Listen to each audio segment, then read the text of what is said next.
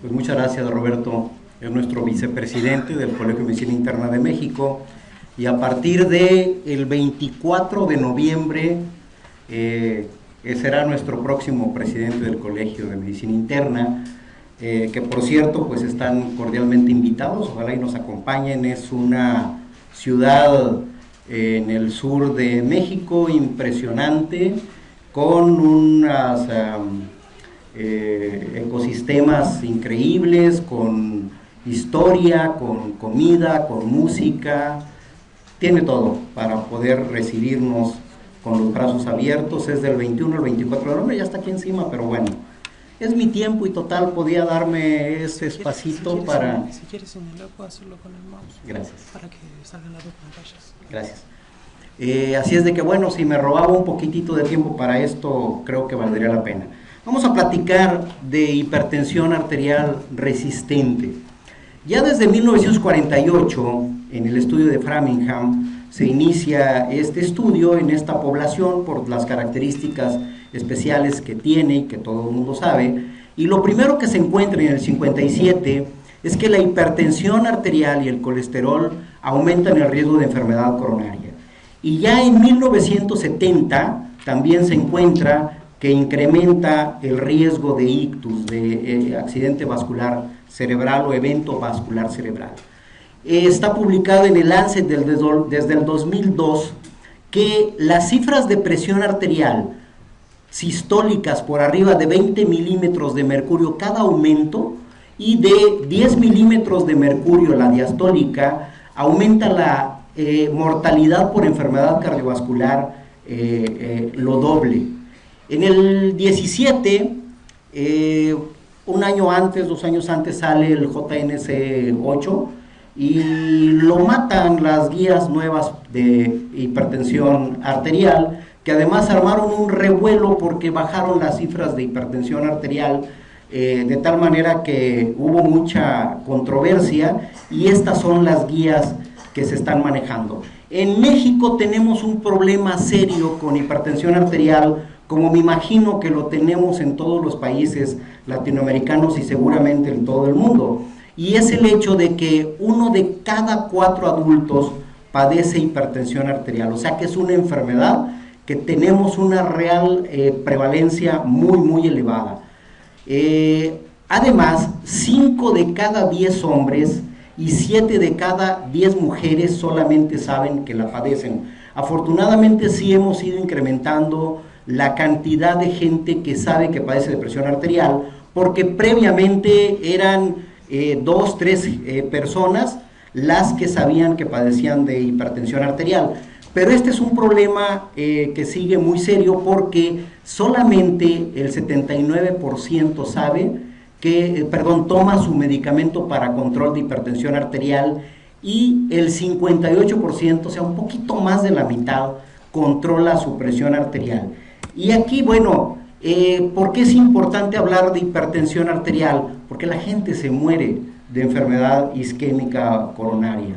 En México, estas son nuestras cifras de mortalidad desde 1985 hasta el 2010, donde vemos que diabetes mellitus era la primera causa registrada en los certificados de defunción. Y en segundo lugar estaba la enfermedad isquémica del corazón. Déjenme ver la hora para no pasarme y que no me estén haciendo señas del tiempo.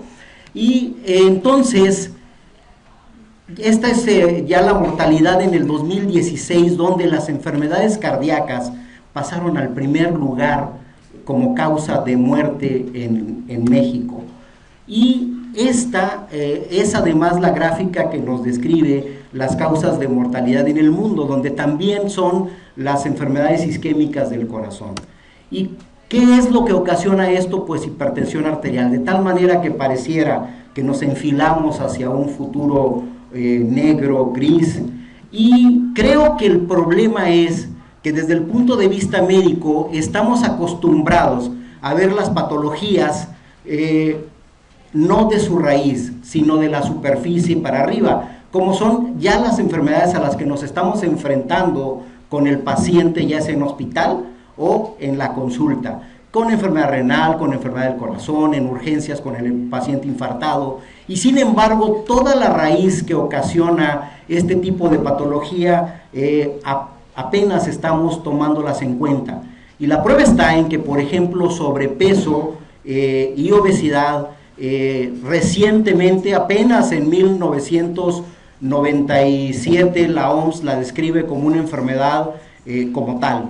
Y no es hasta el 2003 que vuelve otra vez a lanzar un comunicado la OMS, pero hasta el 2013 la AMA, la Asociación Médica Americana, ya la describe como una enfermedad. O sea, estamos retrasados muchísimo con el tiempo con estas enfermedades. Por eso es que vemos que estamos acostumbrados en los sistemas médicos a ver solamente la patología, solamente la superficie. Mucha de la plática de hipertensión arterial resistente es basado en este artículo que publicamos, ahí está, soy uno de los autores, en la revista del Colegio de Medicina Interna de México, donde nos dimos a la tarea de hacer esta revisión. Primeramente, ¿qué es hipertensión arterial resistente? Bueno, se define como la falta de control de la presión arterial, a pesar de que tenemos 3 antihipertensivos, de los cuales debemos de incluir un IECA o un bloqueador ARA2, o bien, y un calcio antagonista, y dentro de estos 3 medicamentos forzosamente deberíamos de incluir un diurético, y estos deberían de ser utilizados a dosis máxima. También es importante descartar o vigilar que el paciente en realidad se esté tomando su medicamento, que no tenga una hipertensión de la bata blanca, que cada vez que llegue le suba la presión, que en realidad haya apego en la modificación de los estilos de vida, como sedentarismo, obesidad, etcétera, restricción de sodio, evitar alcohol, perder peso y descartar causas secundarias. O sea, hasta que no tengamos todos estos parámetros descartados y en control, podemos decir que nuestro paciente tiene una hipertensión arterial resistente. Estas son causas secundarias o bien factores de riesgo que nosotros tenemos que ver en el paciente cuando estamos controlando con hipertensión arterial y no tenemos un buen control. O sea, sigue con cifras arriba de 140/90. Puede ser una apnea del sueño, aldosteronismo primario, un Cushing, feroconocitoma, estenosis de la arteria renal, enfermedad parenquimatosa renal, uso de drogas o alcohol, enfermedad tiroidea. Como siempre les digo, en realidad, y seguramente ustedes lo saben, los pacientes no nos llegan con una etiqueta. Yo difícilmente veo un paciente con hipertensión arterial secundaria que llega por hipertensión arterial a la consulta. Generalmente llegan gritando todos los signos y síntomas que nos dan estos problemas de hipertensión arterial, de tal manera que, bueno, es importante como quiera tenerlos en cuenta, porque para descartar que tenga hipertensión arterial resistente, esto es lo que debemos de tomar en cuenta. ¿Qué tan frecuente es la hipertensión arterial resistente? Pues es muy variable. Hay estudios que dicen que solamente se presenta del 5% y otros estudios que se presentan hasta en un 30-35%. Lo real es que en diversos estudios las medias que se han tomado es que afecta el 13 al 25% de toda la población hipertensa. Representa además, y eso está bien estudiado, un factor de riesgo incrementado para enfermedad cardiovascular. O sea, como comentábamos, la primera causa de muerte en el mundo es enfermedad cardiovascular, y la hipertensión arterial, y no se diga la resistente, es un factor de riesgo elevado para hipertensión arterial, y esto se demostró en el estudio ALHOT, donde vimos que incrementa el stroke, enfermedad renal terminal, falla cardíaca, enfermedad coronaria y cualquier otra causa de mortalidad comparada con pacientes que no tenían hipertensión arterial resistente. Hay factores de riesgo que tenemos que tomar en cuenta en los pacientes que estamos viendo para determinar que efectivamente es un hipertenso resistente, como edad avanzada, origen africano, sexo femenino, sobrepeso y obesidad. O sea, todos estos, si lo tiene nuestro paciente pues y está con hipertensión arterial y tenemos 3, seguramente sí tenemos una hipertensión arterial resistente. Esta presenta 3 características que es importante tomarlos en cuenta. La primera, tiene una alta incidencia de las siguientes comorbilidades: apnea del sueño, patología tiroidea, aldosteronismo primario, una actividad plasmática de renina reducida, obesidad y diabetes tipo 2.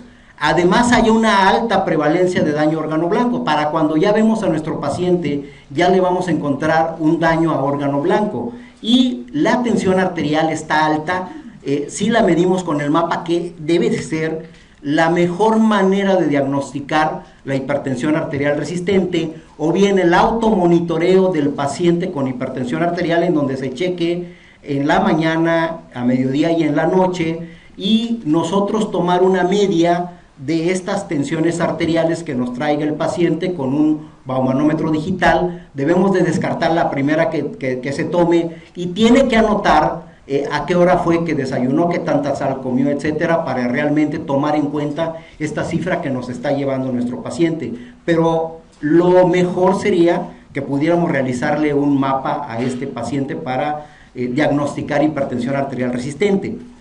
De no ser así, entonces podríamos tener una hipertensión arterial resistente pero aparente, en donde es un diagnóstico incorrecto de hipertensión arterial resistente.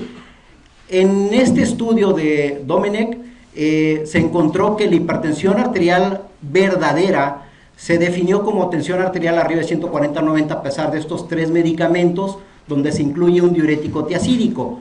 En este estudio, el 58% solamente tenían hipertensión resistente verdadera.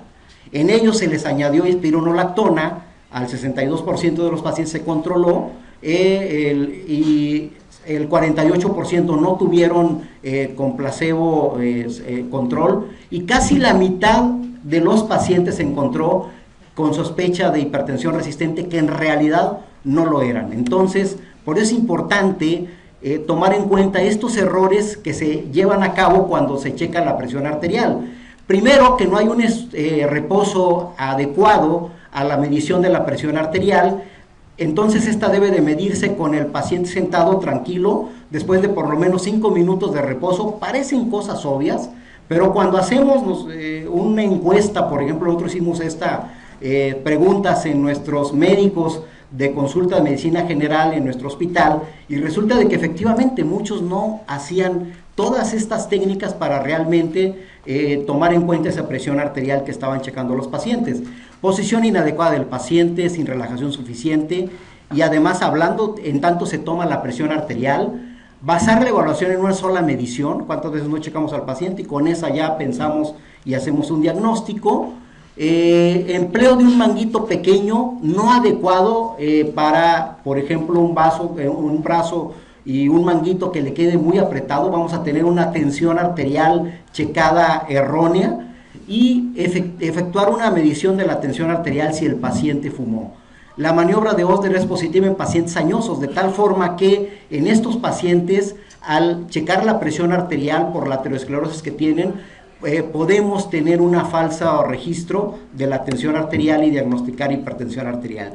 Lo ideal sería el automonitoreo de la presión arterial con un aparato digital, donde las mediciones se realizaran por la mañana y por la noche, a las 8 y 22 horas, 3-4 días de preferencia, durante 7 días, en donde se toma en cuenta, se descarta la primera y el último día, y se toma el intervalo de 1 minuto a 2 entre un chequeo y otro, 2 mediciones a la vez.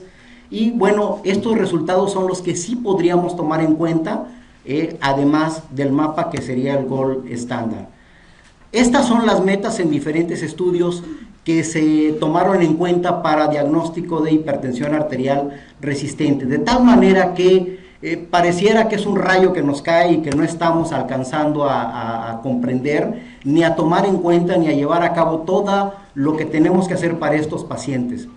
El manejo no farmacológico es importante en este tipo de pacientes y en todos los pacientes hipertensos, porque sí debemos de estar conscientes de que efectivamente no está consumiendo demasiada sal, de que está haciendo el ejercicio requerido, de que está llevando a cabo su pérdida de peso. Una vez que llevamos a cabo todo eso, y al mismo tiempo el manejo farmacológico, que lo ideal es este esquema A más C más D, lo que quiere decir es que es un IECA o un bloqueador ARA2 con un calcio antagonista y un diurético. Y esto es para cualquier tipo de paciente, porque es importante por la definición de hipertensión arterial resistente de que tiene que estar con 3 o más antihipertensivos. Una vez que tenemos este diagnóstico, es importante tomar en cuenta qué le vamos a dar a nuestro paciente. Y aquí tomar en cuenta que la aldosterona tiene mecanismo de acción y efecto en la hipertensión arterial, es una hormona mineralocorticoides, no se reabsorbe el sodio, se excreta potasio y reabsorbe agua. Su síntesis es en la zona glomerular exterior de la corteza adrenal, y lo importante es que la aldosterona provoca una fibrosis y remodelación miocárdica con una variabilidad de la tensión arterial, de ritmo cardíaco, arritmias, y todo esto por supuesto que nos va a llevar a una hipertensión arterial, insuficiencia cardíaca, EBC, isquemia y enfermedad terminal. Si nosotros inhibimos con espironolactona a estos pacientes con hipertensión arterial resistente, pues vamos a tener entonces un efecto adecuado en donde vamos a disminuir el volumen, y porque tiene un efecto diurético, pero además tiene un efecto antihipertensivo, y diferentes estudios como estos lo demuestran, donde se maneja espironolactona y vemos que comparado incluso con doxazacina y con bisoprolol e incluso con la denervación renal, hay un mejor control de la tensión arterial en estos pacientes con hipertensión arterial resistente.